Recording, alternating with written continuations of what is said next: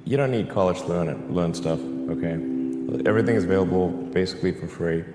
You can learn anything you want for free. It is not a question of learning. There is a value that colleges have, which is like, seeing whether can somebody work hard at something, including a bunch of sort of annoying homework assignments, and still do their homework assignments.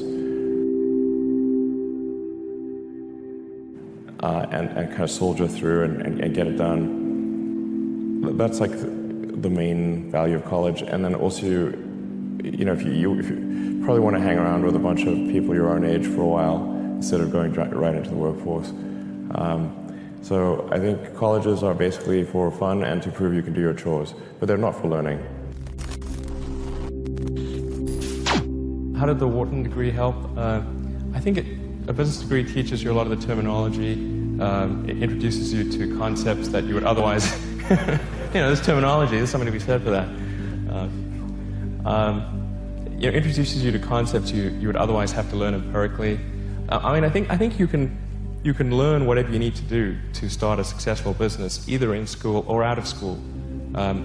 School, in theory, should help accelerate that process, and I think it oftentimes it does. It can be an efficient learning process, perhaps more efficient than empirically learning lessons.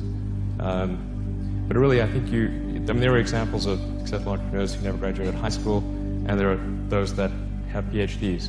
So I think the important principle is to be dedicated to learning what you need to know, whether that is in school or empirically.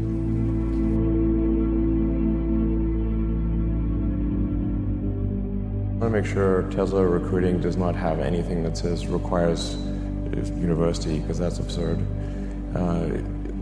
But there is a requirement of evidence of exceptional ability.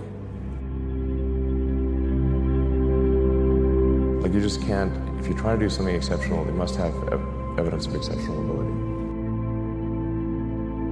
I don't consider going to college evidence of exceptional ability. In fact, ideally you dropped out and did something. I mean, obviously, look at Gates is a pretty smart guy, he dropped out. Jobs, pretty smart, he dropped out. Larry Ellison, smart guy, he dropped out.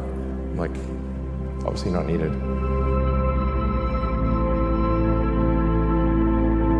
Did Shakespeare even go to college? Probably not. One of the, I think, most common questions I hear ambitious young people ask is, I want to be the next Elon Musk. How do I do that? Obviously, the next Elon Musk will work on very different things than you did, but what have you done, or what did you do when you were younger that you think sort of set you up to have a big impact? Well, I think first of all I should say that I do not expect to be involved in all these things. Whatever this thing is that you're trying to create, what would be the utility delta compared to the current state of the art times how many people it would affect? So that's why I think having something that makes a big difference but affects a sort of small to moderate number of people is great, as is something that makes even a small difference but affects a vast number of people. If somebody is doing something that is useful to the rest of society, I think that's a good thing. Like, it doesn't have to change the world. Like, if you're doing something that has high value to people, and frankly, even if it's like just a little game, or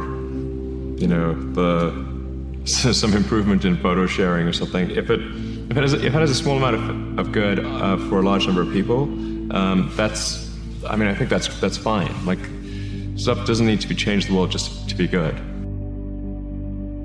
What advice do I have for college graduates interested in getting involved in the spheres you've tapped into? Certainly I'd invite you to apply for a job at SolarCity or Tesla or SpaceX. If not, then if that doesn't work for whatever reason, then I guess apply to jobs at other companies in that arena, or try starting a company. Although I have to say that in the space business is quite hard to start a company in the space business because it's such a capital-intensive business. So it may be better to do something in solar power. Or if you're going to do it in cars, do it as kind of a component supplier for cars or something like that. I studied physics and business because I figured in order to do a lot of these things, you need to know how the universe works, and you need to know how the economy works. And you also need to be able to bring a lot of people together to work with you to create something, because it's very difficult to do something as an individual if it's a significant technology. I originally came out to California to try to figure out how to improve the energy density of electric vehicles, basically to try to figure out if there was an advanced capacitor that could serve as an alternative to batteries. And that was in '95, and that's also when the internet started to happen. And I thought, well, I can either pursue this technology where success may not be one of the possible outcomes, which is always tricky, or participate in the internet and be part of it. So I decided to drop out. I think also people tend to overweight risk on a personal level. It's one thing if you've got, a mortgage to pay and kids to support, and that if you were to deviate from your job, well, how are you going to feed your family and pay the rent? And okay, that's understandable. But let's say you're young and you're just coming out of college or coming out of high school or whatever. What do you risk? You're not going to starve. I mean, right. It's really certainly not in any kind of modern economy. It's so easy to earn enough money just to live somewhere and eat food. Very easy to do. So I don't know what they're afraid of. They're mostly afraid of failure, I think. But people should be less risk averse when there's not much at risk. Don't just follow the trend. So you may have heard me say that it's good to think in terms of the physics approach, or first principles, which is, rather than reasoning by analogy, you boil things down to the most fundamental truths you can imagine, and you reason up from there. And this is a good way to figure out if something really